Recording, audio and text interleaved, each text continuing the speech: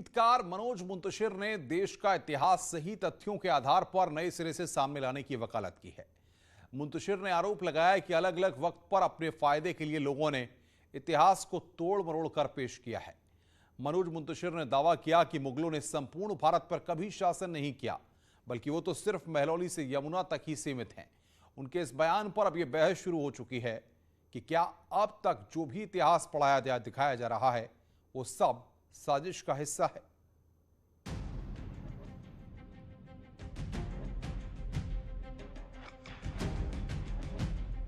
Word use करते हैं ना, the Mughal of music, the Mughal of this, the Mughal of business. पहली बात तो ये सोच बदल दीजिए, क्योंकि ये सिर्फ भगोड़े थे और ये बाद में लुटेरे थे। इनकी तीसरी कोई पहचान नहीं है। भगोड़े और लुटेरे, तीसरी पहचान जो दी है वो इस देश ने दी है और हमारी नपुंसकता ने दी है, क्योंकि हम चुपचाप सुन गए और सह गए।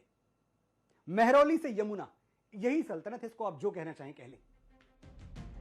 क्या देश का इतिहास सही तरीके से समझने और समझाने की जरूरत है? क्या इतिहास को अपनी सहूलियत के हिसाब से अब तक पढ़ाया जाता रहा है? ये सवाल इसलिए क्योंकि गीतकार मनोज मुंतशिर ने कुछ ऐसे सवाल उठाए हैं जो परेशान भी करते हैं, मगर उनका जवाब तलाशना भी जरूरी है। भाई, महरौली से यमुना तक, ये जिस जमाने की आप बात कर रहे हैं, उस वक्त अगर आप महाराष्ट्र की तरफ देखें तो छत्रपति शिवाजी महाराज का डंका बज रहा था। उनकी तलवारों के आगे किसी की मजाल नहीं थी आके खड़ा हो जाए। अगर आप साउथ की तरफ जाएं तो वहां की एम्पायर जो थी, जो वहां के राजा थे, वो बड़े मजबूत थे। राजस्थान कभी ये पूरी तरह ले ही नहीं पाए, गुजरात की तरफ ये पहुंचे ही नहीं। हम कहां की बात कर रहे हैं? क्या मजाक है ये? कौन सी सल्तनत और कौन सा मुगल साम्राज्य? अपने गीतों से देशभक्ति का जज्बा जगाने वाले मनोज मुंतशिर ने साफ किया है कि मुगलों का समूचे भारत पर कभी शासन नहीं रहा, बल्कि वो दिल्ली में महरौली से यमुना तक ही सीमित थे। ऐसे में सवाल उठना लाजमी है कि इसके बाद भी इतिहास में मुगलों के गुलाम वाली बात कहां से आई। पहले आप और मैं स्वीकार करें कि हमने अपने इतिहास के साथ न्याय नहीं किया। हमारे इतिहास को तोड़ा गया, मरोड़ा गया, ट्विस्ट किया गया और हम बड़ी आसानी से एकदम गुड बॉय बन के क्लास में बैठे रहे और सुनते रहे कि हाँ, जो बताया जा रहा है वही ठीक है। हम कभी इस तरफ हमारा ध्यान ही नहीं गया कि ये निजी फायदे के लिए हो रहा है, ये एजेंडा के तहत हो रहा है। पहले अंग्रेज आए, अंग्रेजों ने हमें सबसे पहले ये बताना शुरू किया कि अरे भाई, हमने थोड़ी आपको गुलाम बनाया, आप तो शुरू से गुलाम थे। हम तो आ गए, हमने आपका मैनेजमेंट संभाल लिया, हमने गुलाम गुलाम नहीं बनाया। मनोज मुंतशिर ने अपनी बात दमदार तरीके से कही है और समझाने की कोशिश की है कि कैसे देश को गुमराह किया गया और जो अंग्रेजों ने बताया उसी को आगे बढ़ाया गया। इसके लिए मनोज ने कुछ ऐसे तथ्य बताए हैं जिनका जवाब आज तक कोई नहीं दे पाया। बड़ी बात यह है कि जहां भी दुनिया में इस्लामिक सत्ता रही है, वहां कोई और दूसरा धर्म, कोई और दूसरी संस्कृति, कोई और दूसरा कल्चर कभी पनपा ही नहीं। पर्शिया गुलाम हुआ, ईरान बन गया। यह मैं हिस्टोरिकल बात कह रहा हूं। मेसोपोटामिया गुलाम हुआ, इराक बन गया। इजिप्ट का जो हाल है वो आज हमारे सामने है। यह कैसे हो गया कि हम इतने वर्षों तक, 400 से भी ज्यादा सालों तक हम मुगलों के गुलाम रहे और हमारी संस्कृति, हमारा हिंदू राष्ट्र फिर भी बचा रह गया? यह तो बड़ी अजीब बात है। यह अजीब बात नहीं है, यह झूठ है। यह झूठ हमें पिलाया गया है, यह झूठ हमें पढ़ाया गया है। इतिहास किसने लिखा, क्या लिखा, ऐसे सवाल हैं जो जश्न आजादी के मौके पर बहुत गंभीर हो जाते हैं। शायद इसलिए मुंतशिर ने भी अपनी बात बेहद दमदार तरीके से रखी है। जब तक हम सब ये मानते रहेंगे ना, बड़ा अच्छा है, बड़ा अच्छा है, बड़ा अच्छा है, तब तक लाइफ में प्रॉब्लम रहेगी। एक बार आंखें खोलने की जरूरत है, अपने इतिहास की तरफ देखने की जरूरत है कि जो हमारा अतीत है उसको कैसे अलग अलग टाइम पे, अलग अलग कालखंड में अलग अलग लोगों ने अपने फायदे के लिए ट्विस्ट एंड टर्न किया और कैसे हम उसका शिकार बनते गए। इतिहास को लेकर मनोज मुंतशिर ने जो आकलन किया है उस पर बहस होना लाजमी है, मगर उनके दावों पर इतिहासकारों की राय भी अलग अलग है। कुछ लोग मुगल शासन को लेकर मनोज के दावे से सहमत हैं तो कुछ उसे खारिज कर रहे हैं। पंजाब के अंदर जो रियासतें थी, मतलब कि पटियाला और बाद में मतलब जो मुगल साम्राज्य का पतन भी हुआ है, तो उस काल में तो रंजीत सिंह पूरा पंजाब के अंदर अपना साम्राज्य बना चुके थे लेकर के। और इसके साथ साथ आप दिल्ली और इसके आसपास के इलाके भी देखें, भरतपुर कितना नज़दीक है, जाटों का विद्रोह पूरा मुगलों के खिलाफ। तो इसलिए ये कहना कि मुगल संपूर्ण भारत के शासक थे, मैं समझता हूँ कि ठीक बात नहीं है। उनका कहना पूरी तौर से ठीक नहीं है। भारत में मुगलों का शासन करीब 250 साल रहा। उस 250 साल की अवधि में अधिकतम उनका राज्य जो है काबुल से लेके और दक्षिण में गोलकुंडा से आगे तक था, और करीब संपूर्ण भारत में बंगाल वगैरह के उनके राज्य में शामिल था।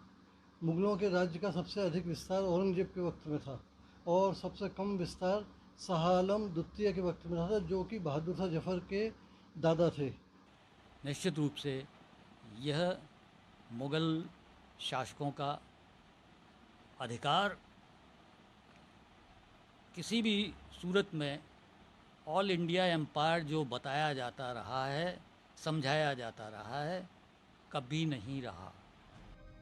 इतिहासकारों का ये मतभेद भी बताता है कि कुछ तो गड़बड़ जरूर है, मगर वो गड़बड़ कहाँ है उसकी वजह तलाशने की जरूरत है, ताकि देश के सामने सही तथ्य और इतिहास की जानकारी आ सके। Bureau report, news 18। All India महिला कांग्रेस की अध्यक्ष रह चुकी सुष्मिता देव ने कांग्रेस से नाता तोड़ लिया है। बड़ी खबर इस वक्त की।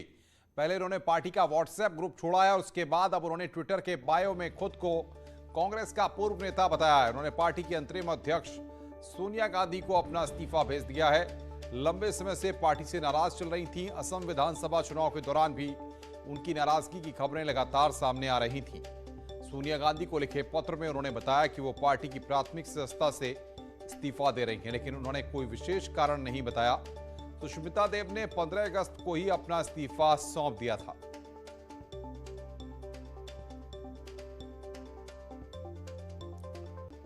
कांग्रेस के वरिष्ठ नेता कपिल सिब्बल ने इसे लेकर ट्वीट भी किया है, जिसमें लिखा है कि हमारी पार्टी की प्राथमिक सदस्यता से इस्तीफा जब युवा नेता चले जाते हैं तो हम बूढ़ों को इसे मजबूत करने के हमारे प्रयासों के लिए दोषी ठहराया जाता है।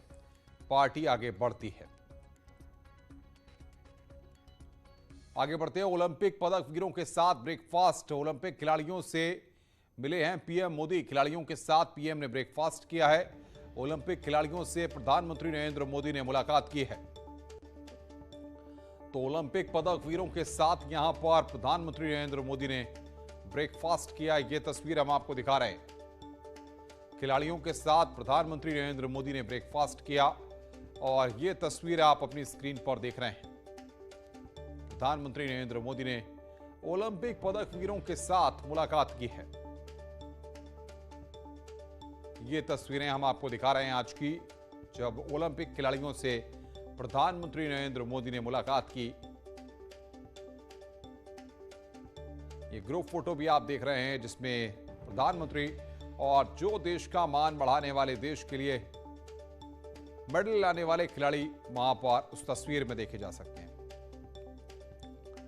लखनऊ के अलीगंज का सुमित मिश्रा हत्याकांड मामला अब हाईकोर्ट पहुंच गया है। हाईकोर्ट के लखनऊ बेंच ने 48 घंटे में पुलिस कमिश्नर से व्यक्तिगत हलफनामे के साथ ही पूरे मामले की रिपोर्ट तलब की है और मामले की अगली सुनवाई कल होगी। बता दें, सुमित मिश्रा को पीटते हुए पुलिस का एक वीडियो वायरल हुआ था और सुमित की हत्या का आरोप अलीगंज पुलिस पर लगा है। हालांकि मामले में सुमित का साला और उसके दोस्त को पुलिस ने गिरफ्तार किया है।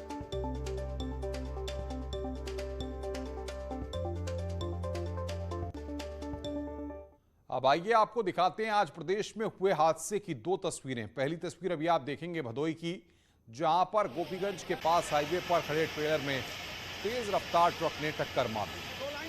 इसके बाद ट्रक और ट्रेलर दोनों में भीषण आग लग गई। इस हादसे में ट्रक ड्राइवर की मौत हो गई है। और दूसरी तस्वीर मुरादाबाद की है, जहां के मुगलपुरा इलाके की, जहां पर एक तेज रफ्तार कार ने कई लोगों को टक्कर मार दी, जिसमें लोग गंभीर रूप से घायल हो गए। तो भदोई में ट्रक और ट्रेलर में टक्कर हुई है और वहीं मुरादाबाद में कार ने 4 को टक्कर मारी। ये तस्वीरें आपकी स्क्रीन पर हम आपको दिखा रहे हैं। भदोई की तस्वीरें आप देख सकते हैं, कितना भीषण यह हादसा हुआ। टक्कर के बाद गाड़ी में आग लग गई। खबरें और भी हैं, फिलहाल रुक रहे हैं ब्रेक के लिए। ब्रेक के बाद जल्द हाजिर होते हैं।